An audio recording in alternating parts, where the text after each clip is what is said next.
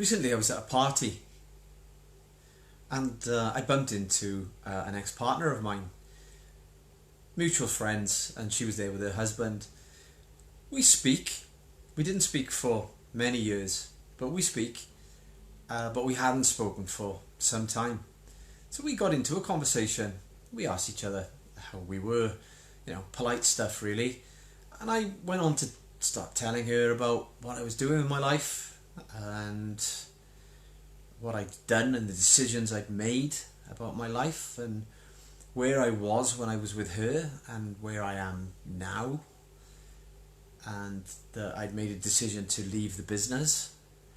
And she answered with, well, it was never any good for you anyway. I said, well, I don't care anymore. And she said, well, you never did. I said, well, actually, whereas when I lost my grandfather, and I did make a statement saying nothing would ever do that to me again, nothing would ever hurt me like that again, and a lot of relationships went by the wayside, not consciously, because consciously I wanted to be with them, but they just disintegrated. If they ever truly were relationships, I said, I actually cared too much. And she kind of smiled and I said, I did, I cared too much. But I cared too much about the wrong things. I wanted to be with them, but I cared too much about being hurt, and I cared too much about fighting people in a business and not being beaten. And I never raised the question with them, how would they feel if I wasn't the guy that could provide a lifestyle for them, because I would own part of a business or half of a business and I would earn X amount of money. It's not a subject that ever came up. The only subjects that came up were, why won't you spend any time with us? If they weren't in a public house alongside me, then I spent very little time with them. I also said about how manipulative I myself was with buying gifts. I'd buy watches, I'd buy hi-fis, I'd buy anything, just to, in my own mind, be sure that they couldn't leave me. Well, in the end, they left me.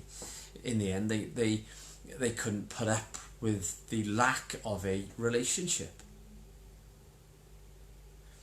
I think when we're in this situation, we must talk to our partner. If we have any apprehension about where we are together, then we have to talk about it. If for any reason the person we are with wants us for our money, then that isn't a relationship that I would want anyway. And that relationship would come to an end. But these relationships would come to an end naturally. We're not all meant to be together. I hear my soulmate constantly, and not everyone is your soulmate. But I think relationships, when we are acting this way and thinking this way, they tend to end before they naturally would. We then, for the reason of we end up on our own, we're not happy with who they're with now, we resent them because of what's happened. And realistically, if we'd bothered to talk to them and spend time with them and act the way, or more like the way they wanted us to act, because I say in many of my videos, I know my personality type, and I also mentioned this, I said, I'm a personality type 8. And a personality type 8 has a fear of being controlled. And she finished the sentence. So she said, so they control? And I said, yes. And she smiled. So I said, now I get it all. I get everything. I get it about the business. I get it about my anger. I get it about the relationships falling apart. And she also said, I don't know anyone with as much insight into their own lives. I've never heard anyone talk about it.